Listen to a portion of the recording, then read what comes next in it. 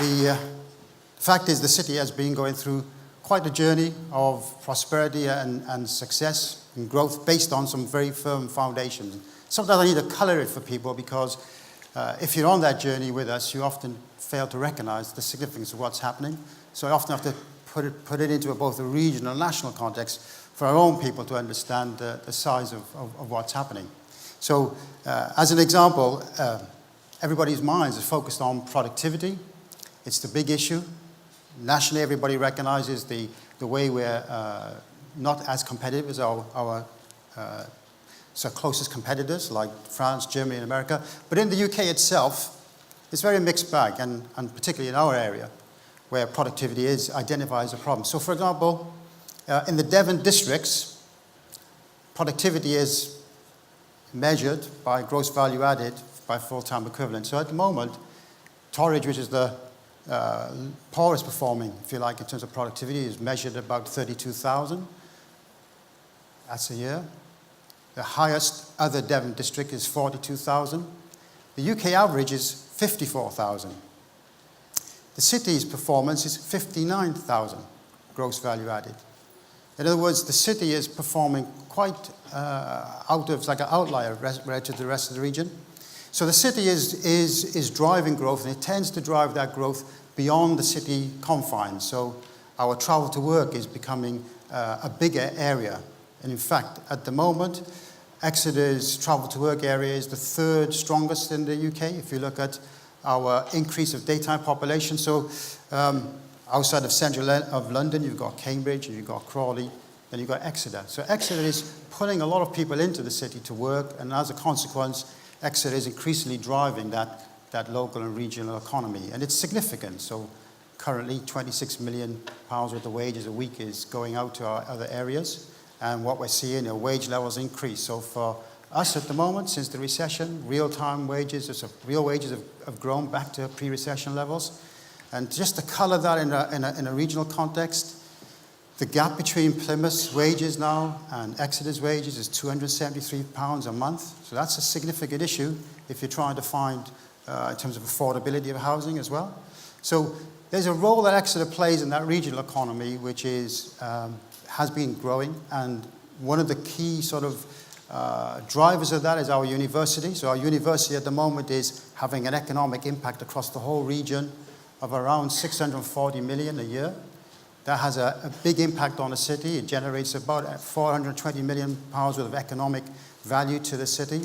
And within the city, it's having a big impact in terms of things like purpose-built student accommodation.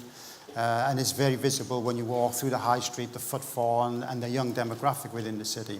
So there's a lot to say about the way the city has been growing successfully from an economic perspective. But we haven't stopped there. We begin to look at, well, what is the future? How do we drive now a transformational change, not just for the city's benefit, for the wider region? And one of the things that has happened is the Southwest and Southeast Wales Science Audit has looked at what are the world-class assets that are in this area, and have identified within the city, one of the world-class assets we got is expertise in supercomputing and data analysis skills that should be used to drive our economy. One of the recommendations, only 2 recommendations of that report, one of the recommendations that we should have a institute of risk analysis based at the city. And we've worked with our partners to say, we need to make Exeter now the global location for applied environmental sciences in the areas of data and data analysis, particularly focused on environmental issues. And we are focused now, how do we provide a supportive ecosystem, if you like, to help that transformation take place? And one of the things, and one of the key planks of that is a strategy for skills, because everywhere you go, I think everybody says, we're in a kind of war for talent. Everybody worldwide is trying to recruit talent, and you all know that. And so what we've got with the college at Exeter, which is a fantastic college, and our university, Russell Group University, in coming together to create a unique skills escalator, which actually takes you from primary school right through to degree apprenticeships, which is focused on what they have to do to support us in this transformational economy. Now, for me, I take a lot of stock from what's happening locally to reflect on and to see how others see us. One of the things I find remarkable, if you see what's going on now with the rugby in the city, with the Viva Premiership champions, as Exeter Chiefs. And if you just have a look, we got a player called Sam Simmons. He's a local lad, been playing. Everybody's starting to take attention. Well, actually, what you got within the city is a remarkable academy system that's nurturing local talent and producing really excellent players that are now hitting the England team. And that's a lesson to us in terms of our economy. There's something about Exeter in terms of the way it drives growth, which is, if you're trying to replicate that, it's that what's the ingredient, what's the magic ingredient, and actually the magic doesn't happen in the things that are obvious. The magic in the city happens often with other things. It's the things that you're not always aware of. So for example, with the Chiefs, they recruit players first and foremost for the person, the character, and they build culture and values, and then they get the player. So the player has to come with that package. And what we do in the city is we often work with others to make a difference. So you've got a speaker coming on, Robert, runs a legal firm, very different, has an impact. The magic is often in the characters and personalities within the city that makes things happen. But there's a very clear direction. So we have sometimes setbacks, like this week, Crown Estates pulling out to develop a city centre site. There's a setback, but actually is another opportunity. And we do that, we go again. So what we're having within the city is absolutely a focus that we will make a difference and we will do things, we will drive things. And sometimes that we've got to do on our own. So what's happening in the city now, I think, a very interesting initiative that we're doing in combination with the private sector. It's the only citywide urban transformation program funded by the private sector. It's called Exeter Futures.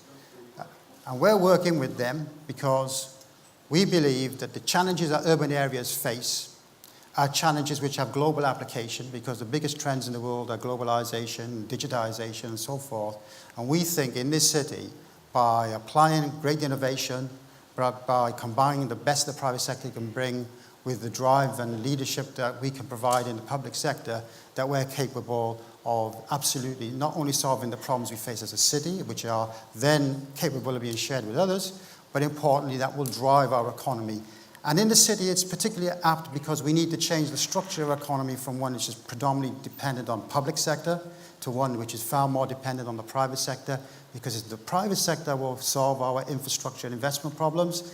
We, I think, have lost those days when we used to have public sector, big sums of money to solve it, are gone. So we've got to be thinking very differently about how we tap into private investment to work for the benefit of the city and economy. And that's centered on this message, which is the city has to drive that regional economy. So it's a very simple message. I don't know if we're on the time, how much time I got? Am I out? 2 minutes. So it's a very simple message, which is Exeter has been very successful on a national scale. By any measure, we have been very successful. We have ambitions to drive on. And when I say ambition, as I said, to be a globally leading location, we have world-class assets in the university, the Met Office, and we're trying to create now an environment of private sector enterprise that absolutely will stand out as this is the way we will drive our future economy. And I say when I talk to businesses and I talk to the public generally about why we're doing things, who often feel we've had enough growth. Last message, very simple, which is the jobs in 10 years won't be the jobs they are today. These youngsters in the audience, the jobs that they will be looking at will be very different to the jobs that exist now. So if you sit comfortable on the basis that that's what was done before, actually, you're going to let us down. We need to find the new jobs of the future, and that's where we're trying to drive at the city. So hope you can enjoy the day. Absolutely stimulating. I love to get this kind of event because creating great things to see and do is part of what we do as a council. So hopefully you have a nice day. Thank you very much.